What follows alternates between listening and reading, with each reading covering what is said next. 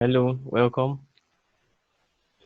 I am by name Samuel Babatunde, and today we'll be taking basic technology.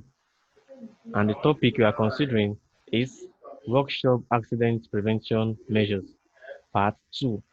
Remember, previously we did workshop accident prevention measure, part 1, where we look at the meaning of accidents, examples of accidents, and then under the examples of accidents, we pick fire, where we elaborated on fire and we discussed about the meaning of fire.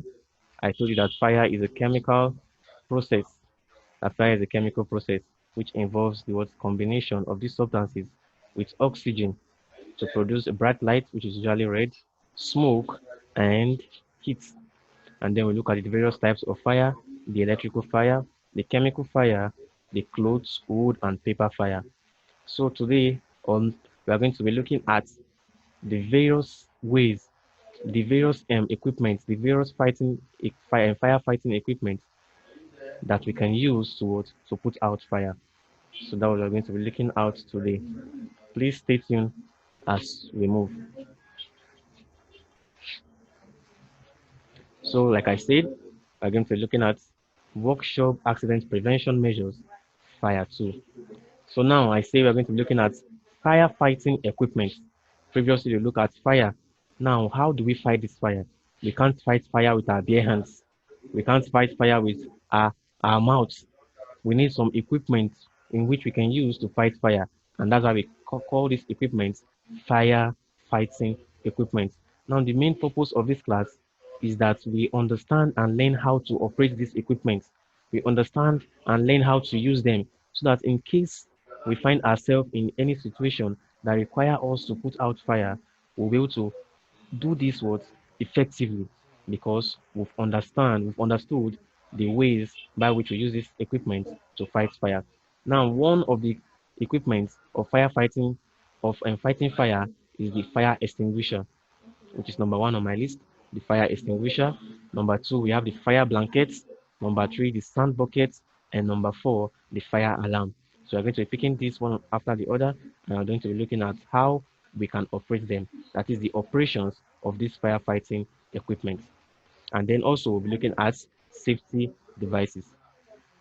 Now, fire extinguisher. Fire extinguisher are cylindrical metal, painted red, and containing chemicals for putting out small fire. I'm very sure most of us have seen this fire extinguisher.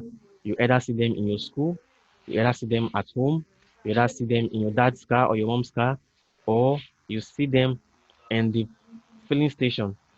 That's where you buy petrol, where you buy kerosene. You find them there. You find them in the industries, in the workshop. They are there to put out fire, to prevent small fire from expanding. You know, fire don't just start big. Fire starts gradually, and that is why we use these firefighting equipment, and that is why we use them to prevent fire accidents. Because once this fire starts small, it is necessary that we put this fire out before this fire expands and becomes uncontrollable. So fire extinguisher is a very important fire fighting equipment. It has been proved and very efficient in putting out fire. It contains the chemical carbon dioxide. It contains the chemical carbon dioxide that helps to put out fire. So it is used for putting out small fire. Now, how do we operate this fire extinguisher? Now, for you to operate fire extinguisher, you have to hold it upright.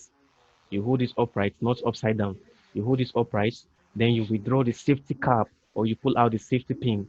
Now, the purpose of pulling out the safety pin or safety cap is to enable you to make sure that you are able to press the lever. And that takes us to the next point. You press the lever fully down. That is, you press this lever down.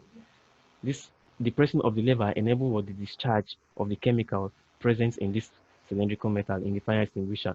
And then you point the nozzle to the base of the fire.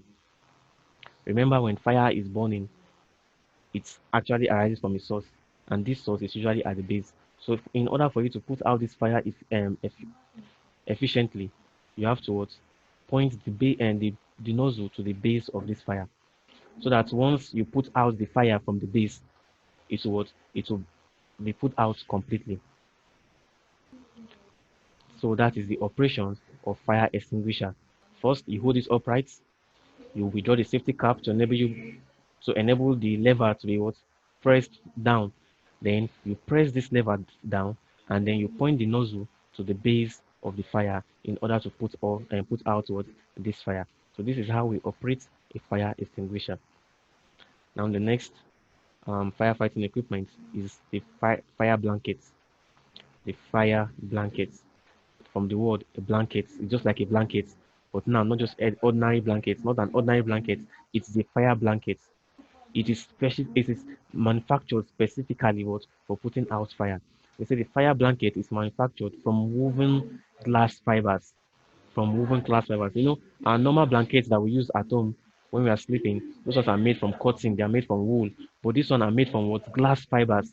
That's why I say that it is manufactured specifically for putting out fire. The fire blanket is manufactured from woven glass fiber. They look like woven sack, and they are good for domestic and industrial fire. So we can use this fire blanket to put out domestic and industrial fire. Now, the operations of fire blankets. How do you operate fire blankets? Number one is that you remove this blanket from the case.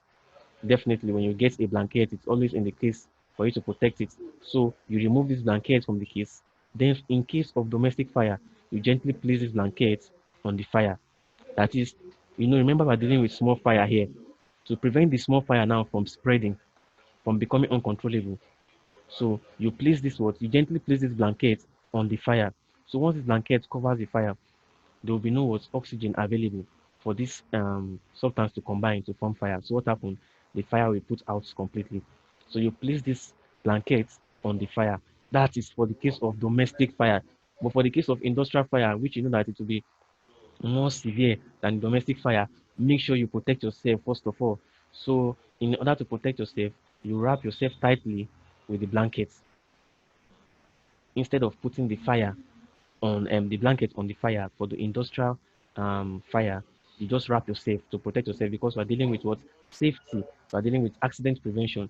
To prevent yourself from endangering your life in this accident, you have to what? Protect yourself first. So you wrap yourself with this blanket instead of covering the fire with blankets in case of industrial fire outbreak. But for domestic fire outbreak, which is very little and less severe, you place this blanket on the fire to put out the fire. But for the case of industrial fire, what do? You wrap yourself with this blanket, because this blanket is resistant to fire. So when you wrap yourself with this blanket, there's no way this fire will touch your body or will harm you. And then you call for help. You call for the fire service to help. So that is the operation of fire blankets. Remember, I said this blanket is just like a normal blanket, but in this case, it is not made up of cotton or wool. It's made up of woven glass fiber, which makes it resistant to fire. So they look like woven sack, and they are good for domestic and industrial fire. And in the case of domestic fire, what do? You place it over the fire. But in case of industrial fire, you use it to protect yourself, use it to cover yourself, to prevent yourself from getting burnt. So that is the operation of a fire blanket. The next is the sand bucket.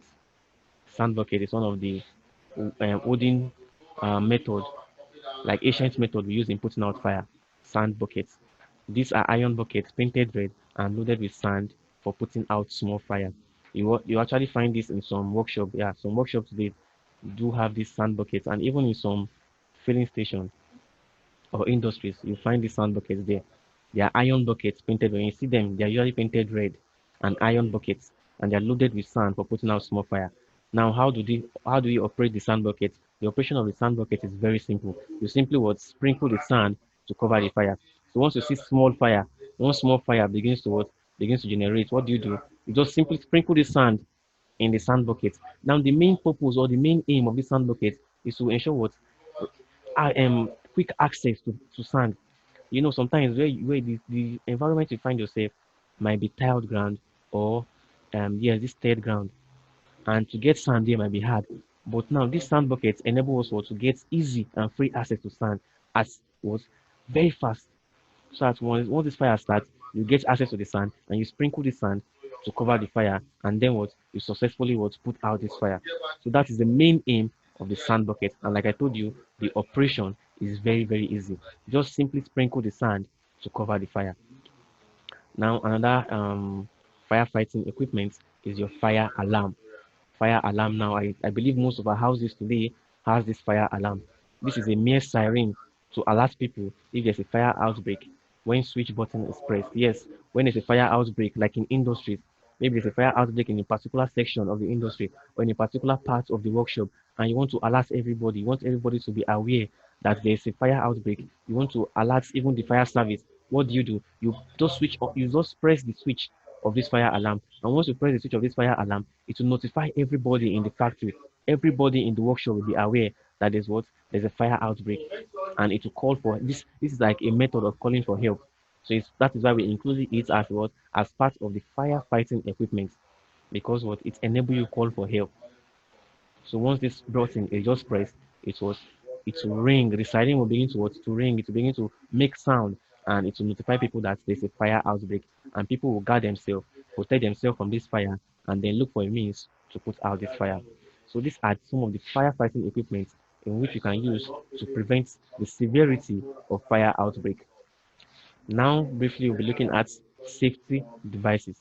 Safety devices, that is devices that will help us to remain safe when working in our workshop, because each workshop has a different activities that goes on, and each of these activities that goes on in the workshop requires specific safety devices to protect the delicate parts of our body, our eyes, our nose, our chest, our skin, our ears.